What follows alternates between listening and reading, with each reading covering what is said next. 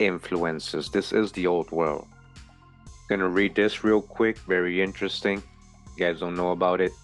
This is chapter 3. It says here Egyptian style cat burial in Illinois by Professor Julia Patterson. More than 30 years ago, before highway construction engineers could obliterate a prehistoric burial ground, archaeologists excavated its 14 earthworks of various sizes. The structures were perched atop a bluff overlooking the Illinois rivers, in the western part of the Prairie State, less than 50 miles north of St. Louis, Missouri. The largest dome of configured soil measured 92 feet across and stood 8 feet high as part of the Hopewell Culture Complex some 2,000 years ago. All right.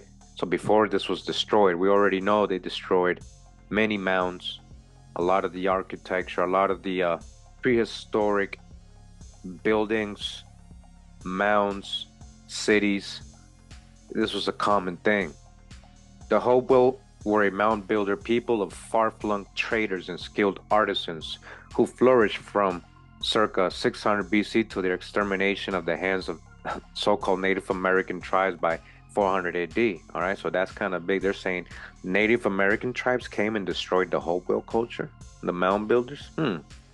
Now we got to dodge the hijack with their carbon dating and dates. The Illinois site's foremost tomb was found to contain the bones of 22 human adults, evenly laid out in a ring formation around the central sepulchre of a male infant skeleton. All right, you guys hear that and picture that? Nearby, the child carefully interred in its own grave, paws respectfully placed together, were the remains of a bobcat wearing a necklace of drilled, carved bear teeth and the shells of marine animals. All right, look at that, a bobcat. Isn't that the logo of the Shatan clans of the Highland Scottish people? Shatan. They have a bobcat and they were seafarers. So it's funny that you find this here with shells of marine animals. No other wildcat has been buried by humans in the entire archaeological record. Researchers claim in a study published recently by the Mid-Continental Journal of Archaeology. But this supposedly unique discovery went unrecognized until 2011 when Angela Perry, then a PhD student at Britain's University of Durham, re-examined the bobcat's bones, originally misidentified as those of a puppy. All right, you hear that? So they were saying it was a dog, but this was a cat. They were doing it. Were they doing it deliberately? Most likely. She and her colleagues surmised that the Hopewell had tamed the creature, and its revelation is therefore insightful into the human domestication of animals. Perhaps, but the Illinois find might be significant of something else. The interred bobcat was only between 4 and 7 months old when it died of natural causes. There were no cut marks or signs of trauma, writes David Grimm, and science suggesting that the animal had not been sacrificed. The pomp and circumstance of the burial, she says, suggests this animal had a very special place in the life of these people. Though no other ceremonial interments of the kind have been found in pre-Columbian setting, many hundreds of thousands of ritualized feline graves are known in Egypt, where Bast, the famous cat goddess, was worshipped from at least the late First Dynasty, 2900 BC, probably during earlier pre-dynastic times. Now that's interesting, Bast, right? This was like a Black Panther female, right, goddess. And we went over that.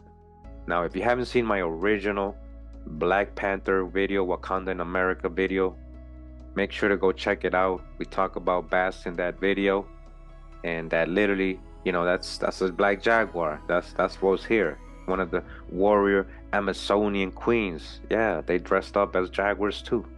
And that whole thing comes from over here. Again, we just saw our video, right? Mammals, the oldest mammals they found was here. We know mammals originated. First ones that came out of the land was in Pennsylvania period. We got the oldest water, oldest land, So just put everything together. Again, cats, carnivores, mammals came out of America. These comparisons join a vast body of complementary evidence accumulated on behalf of pharaonic influences at work in pre-Columbian America. That's because ancient Egypt was here. The real Nile is the Mississippi. At very least, they suggest that although the Hopewell were not themselves transplanted Egyptians, they were nonetheless inheritors of a cultural legacies left behind by visitors from the Nile Valley to our continent during prehistory. All right, so that's all conjecture, that part, because again, he's coming with an out of Africa background. He wrote this book a while back. Hopefully, by now, he sees that America is a true world, just like Graham Hancock is realizing. All this is going down right here. Remember, who got corn?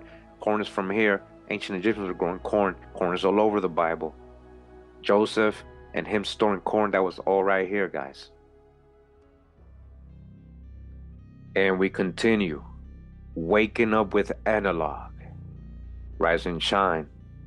Make sure you check out the brother's Twitter